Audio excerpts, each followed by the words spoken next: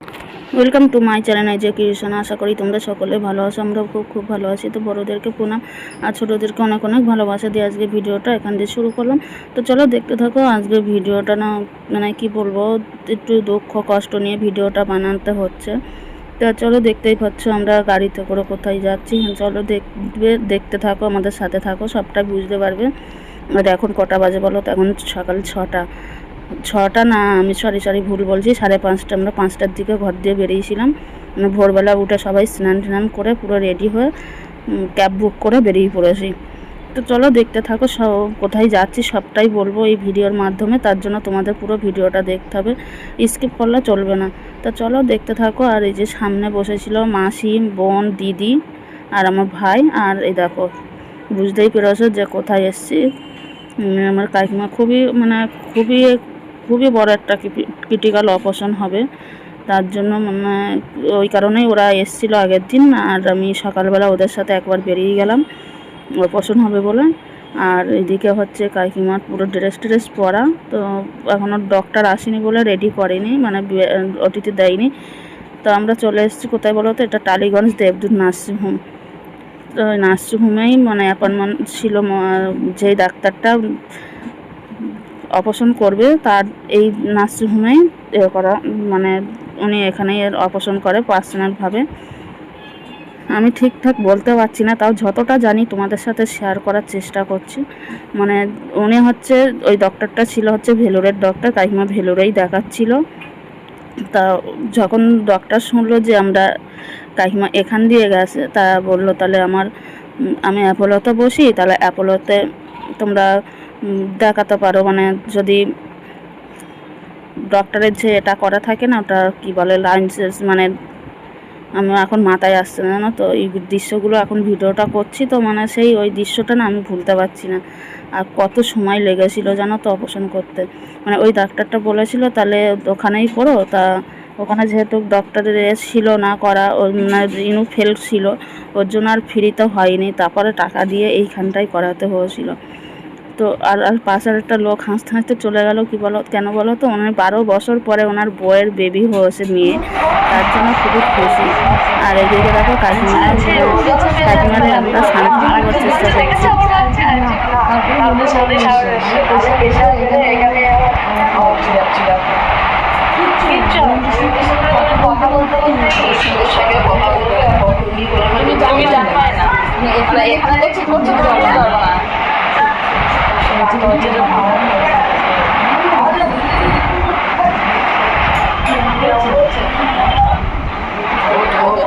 তো কাকিমা ভয় পাচ্ছিল বলে আমরা সবাই একটু মনের জোর দেওয়ার চেষ্টা করছিলাম, মানে সান্ত্বনা দিচ্ছিলাম ঝাড়ে বলা।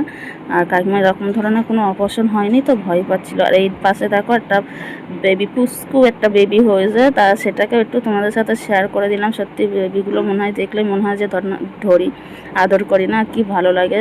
ওইটা একটা বেবি। তো তারপরে দেখো আমরা না অপেক্ষায় আসি, মানে 8:30টায় ওটি করার কথা ছিল, সেখানে 9:30 বেজে গেছে, তখন নিয়ে যাচ্ছে কাকিমারা, এবার ওটিতে নিয়ে যাচ্ছে। মানে ডক্টর এসে গেছে, ডক্টর আসতে দেরি করেছিল।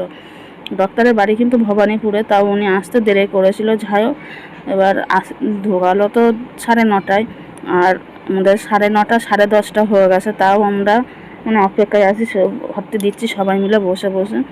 তারপর 11:30, 2 ঘন্টা হয়ে যাচ্ছে, তাও এখনও কোনো খবর নেই। তারপরে দেখি 12:30, 3 ঘন্টা। তারপরে 1:30 বাজে তখন আমাদেরকে বাড়িতে ডাকে, মানে বাড়ির লোক ডাকে। তারপর শুনলাম যে মানে খুবই ক্রিটিক্যাল একটা অপারেশন, কি বলবো। তারপরে কিন্তু আর তোমাদের সাথে শেয়ার করিনি বেশি কিছু। তা আমরা এখন বাড়ির উদ্দেশ্যে রওনা দিচ্ছি বলে টালিগঞ্জ থেকে একবার ট্রেন ধরে নিয়েছি। মেট্রোতে উঠলাম না, মেট্রোতে উঠলে আমার সুবিধা হতো, কিন্তু ওই বোনের আর দিদির অসুবিধা হতো, ওর জন্য মেট্রোতে আর উঠিনি। আমরা টালিগঞ্জ থেকে ট্রেন ধরে শিয়ালদা থেকে আমি বিধাননগরে নেমে গেছি, আর ওরা ঘুমাতে নামবে, নেমে ওরা বাড়ি চলে যাবে। আর মাসি আর ভাই ওখানে ছিল। আর যখন জিনিসটা না তোমাদের সাথে দেখাবো, লাস্টে ছবিটা দেবো, দেখতে পাবে। মানে পেটের মধ্যে যে জিনিসটা ছিল কতটা বড়, ওটা তো জলের মধ্যে রাখা হয়েছিল বলে তাই বোঝা যাচ্ছে না, কিন্তু আমরা যখন গোটা অবস্থায় দেখেছিলাম। এত টাকা যেত না, অটো করে চলে আসতাম সামনে না।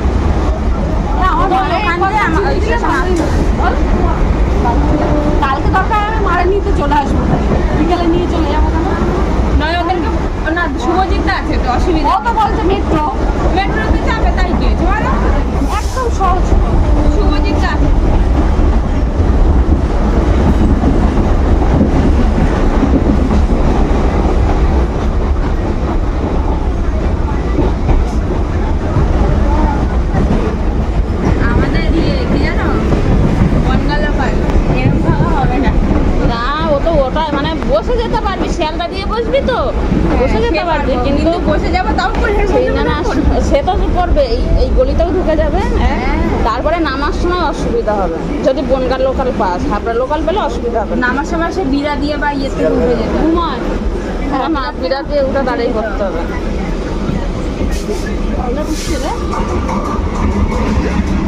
এবার আস্তে আস্তে ট্রেনে এটাও ফাঁকা। আমরা ট্রেনে বসে বসে গল্প করছিলাম আর অনেক কিছু খাওয়া দাওয়া করলাম। সারাদিনে সেইভাবে খাওয়া দাওয়া হয়নি জানো তো, ওই টেনশনে আমাদের খাওয়া দাওয়া সব বন্ধ হয়ে গেছে। তারপরে দেখো আমরা শিয়ালদায় চলে এসেছি, এখান থেকে আবার একটা ট্রেন ধরে নেবো। তারপরে তো আমি বিধাননগরে নেমে যাবো আর ওরা বাড়িতে চলে যাবে। তো শিয়ালদায় নেমে গেছি। আর সারাদিন বললাম না খাওয়া দাওয়া ঠিক মতন হয়নি। সকালবেলা মানে আমার বর আগের দিন রাত্রে রুটি কলা এনে রেখেছিলো, সেই রুটি কলা নিয়ে গেছিলাম। ওরা সকালবেলা আর অত সকালে খায়নি, তো ওখানে বসে বসে খেয়েছিলাম। আর তারপরে অপারেশন শেষ হওয়ার পরে 3টের দিকে এসে আমরা তখন আর কিছু পাইনি, সবজি ভাত খেয়েছিলাম। এমনি তো হোটেলে না মাসি বোন দিদি ওরা খেতে ভালোবাসে, না আমি ভালোবাসি। কোনো রকম সবজি বাদ দিয়ে কোনো রকম চোখ কান বুঝে মানে পেটে সারাদিনের সাথে ভাত পড়ে, তার জন্য খেয়েছিলাম, আর কিছু খাইনি। তারপরে তো আসার সময় মানে ট্রেনে বসে একটু চিপস ফিপস হ্যান খেয়েছিলাম, আর কিছু খাওয়া হয়নি। তারপরে তো বাড়ি চলে এসেছি। এসে মানে শিয়ালদায় নেমে এই যে আমরা হাঁটছি, বুঝছি। আর এত ভিড় বুঝতে পারছো, এখন তোমাদের সাথে একটু শেয়ার করেছিলাম। তারপরে দেখো বাড়ি চলে এসেছি। আর দেখো বাড়ির ঘর দরের অবস্থা। এসে দেখি ছেলে ঘুমাচ্ছে। আমি কিন্তু স্নান করে, বাইরে জামা কাপড় ছিল, স্নান করে ঘরে ঢুকে দেখি ও এই অবস্থা, বোঝো। তখন বাজে রাত, মানে আমি স্নান করে ঘরে এসেছি, তখন দেখো কটা বাজে বলো তো, 7টা বাজে। অনেকটাই দেরি হয়ে গেছে। আর ঘর ধরে এবার আমি গুছিয়ে নেবো, মানে সারাদিন বুঝতে পারছি একটা ছেলে বাচ্চা বাড়িতে রাখা মানে কতটা রিস্ক। আর ওই যে যা কিছু করেছে সব ফেলে রেখে দিয়েছে। আর এই যে কিছুটা বাসন দেখো ওরা মাজতে বারণ করেছে, তাও মেজেছে কেমন সাদা সাদা করে। এই যে আবার ধুতে হবে। তা চলো আজকের ভিডিওটা এখনই শেষ করে দিলাম। তো কেমন লাগলো জানিও কমেন্টের মাধ্যমে। আর এই দেখো এই ছবিগুলো দেখতে পাচ্ছ, এই যে হচ্ছে অপারেশন করার পরে এইগুলো বার করা হয়েছে পেট দিয়ে, ভাবো। টাটা বাই বাই, ভালো থেকো।